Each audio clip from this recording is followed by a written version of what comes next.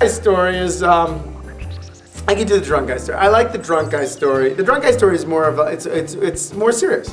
Where the lady was married to a drunk. And it came time for Passover Seder. So she turned around and said, listen, Chaim, come on, you gotta, like, it's time to have Seder. So she turns and she says, so he gets the wine, he wakes up from his stupor. I'm not really saying this well. The way it should have gone, are you filming? I knew you're filming. I said, no, this is what happens.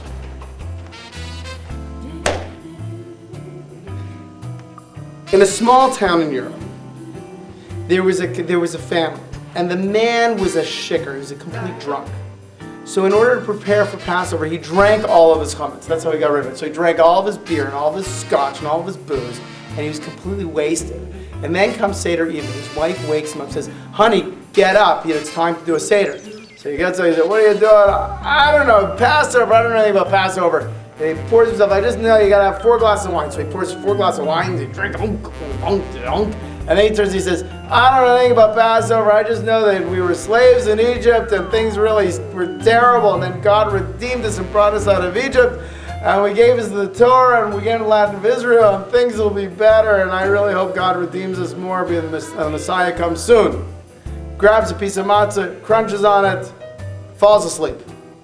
The next morning in Shul, the wife shows up to the rabbi.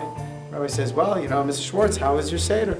So she's really embarrassed. She tells him, Rabbi, this is what happened.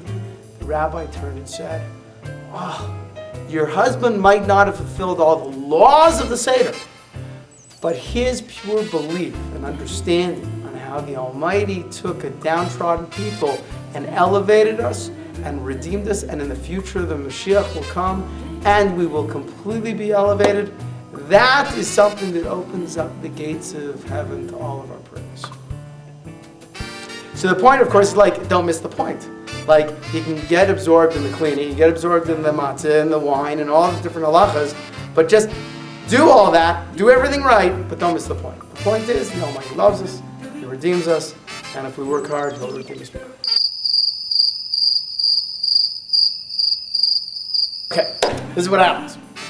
So, one day, the Queen of England decided to knight a whole bunch of people. So the rule was this. You had to walk up to the Queen and kneel down and say the phrase in Latin. She would take a sword, put it on, and say, you are now a knight. And then you'd get up, you'd be a knight. So the first guy walks up to the Queen, gets down on a knee, says the phrase in Latin, she knights him. The next guy comes up, gets down on one knee, says the phrase in Latin, she knights him. The third guy's Jewish, Chaim Schwartz. So he walks up, gets down on one knee, all of a sudden his mind goes blank, has no idea what to say. So she turns to him and says, and so the only words that are not English that come to his mind are something from his childhood. And he says, Ma nishtana halayla zeh mikol halaylot. Whereupon the Queen of England says, why is this night different than all other nights? That's how it goes.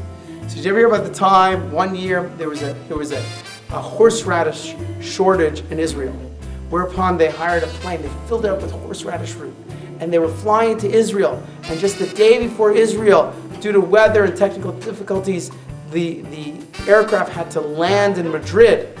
And that year, no one in Israel ate horseradish, and they claimed, the cry in all the Seders was that the crane in Spain was stranded in the plane.